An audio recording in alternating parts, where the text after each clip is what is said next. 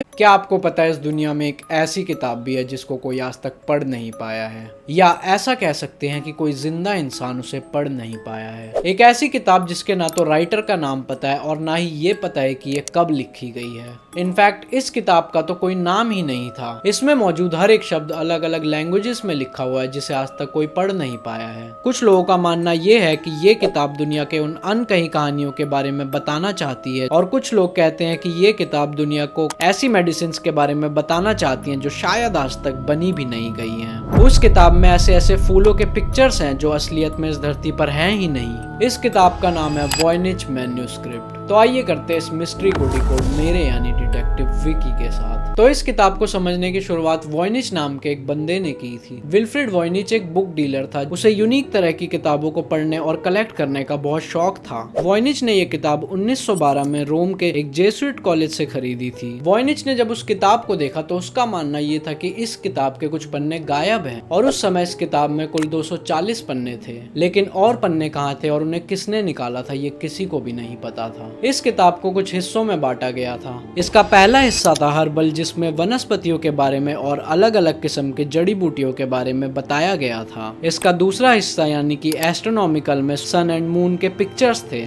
उसमें 12 ऐसी ड्राइंग्स का एक ग्रुप था जो हमारी राशियों को दर्शाता है। इसका तीसरा हिस्सा बैल्नियोलॉजिकल था जिसमें नहाती हुई मछलियों के पिक्चर्स थे। इसके फोर्थ पार्ट यानी कि कॉस्मोलॉजिकल में कुछ सर्कल शेप के पिक्चर्स थे। इसके फिफ्थ पार्ट फार्मास्यूटिकल में कुछ ऐसे पौधों की पिक्चर्स हैं जिसका इस्तेमाल दवाइयां बनने के लिए किया जाता होगा। इसके आखिरी पार्ट को रेसिपीज का नाम दिया गया और उसमें कुछ ऐसे स्टार्स और फूलों के पिक्चर्स थे।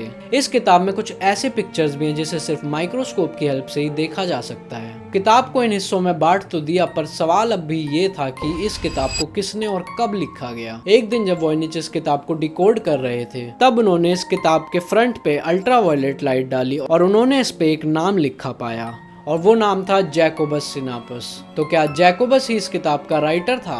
रिसर्च करने पर वॉयनिच को पता चला कि जैकोबस एम्परर रुडोल्फ सेकंड का पर्सनल डॉक्टर था और उसे जड़ी बूटियों से बनाई जाने वाली हर मेडिसिन के बारे में नॉलेज थी। लेकिन इस किताब में बनी पिक्चर जैकोबस के टाइम की किताबों से बहुत पुरानी थी, जिससे ये बात साबित हो गई कि ये किताब जैकोबस ने नहीं बल्कि किसी और ने लिखी थी।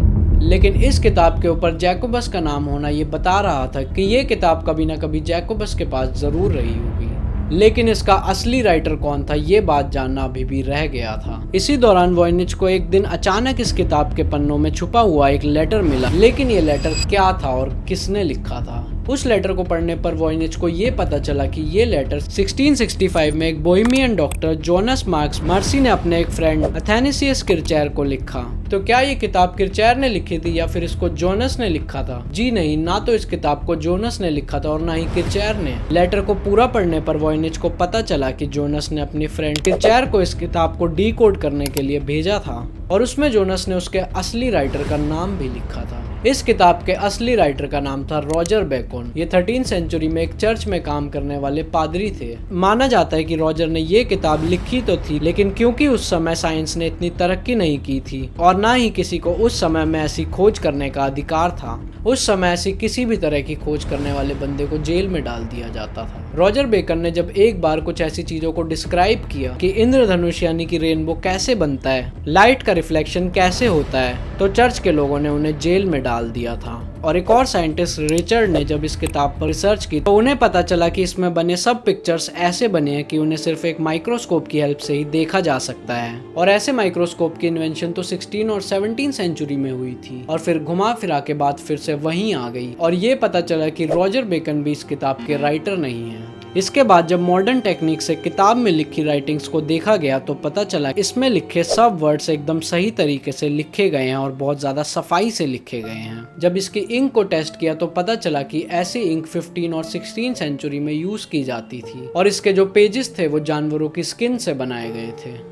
जैसे ही ये खबर सामने आने लगी तो लोग ये मानने लगे कि इस किताब को लियोनार्डो दा विंसी ने लिखा है। लेकिन जब 2009 में कार्बन डेटिंग के द्वारा इस किताब का सही टाइम पीरियड सामने आया तो उसने सबको हैरान कर दिया। कार्बन डेटिंग से ये पता चला कि इस किताब को 1404 से 1438 के बीच में लिखा गया होगा। ये खबर के सामने आते ही ये बात तो साबित हो गई कि इस किताब को ना तो रॉजर बेकन ने लिखा था, ना लियोनार्डो दा विंसी ने, ना जैकोबिन ने और ना ही विल्फ्रेड वॉयनिच ने। वॉयनिच ने इस किताब किताब में लिखी चीजों को समझने के लिए दिन रात एक कर दिया, लेकिन वो इस किताब के रहस्य के करीब भी नहीं पहुंच सका और ना ही कोई दूसरे साइंटिस्ट इस किताब की मिस्ट्री को सॉल्व कर पाए हैं। बहुत से लोगों का मानना है कि जब भी इस किताब का रहस्य सामने आएगा तो वो दुनिया के लिए बहुत फायदेमंद साबित होगा। आपके हिसाब से उस किताब में क्या इन्फॉर्मेशन हो सकती है, कमेंट करके बताना और मैं मिलता हूँ आपसे अगले एपिसोड में।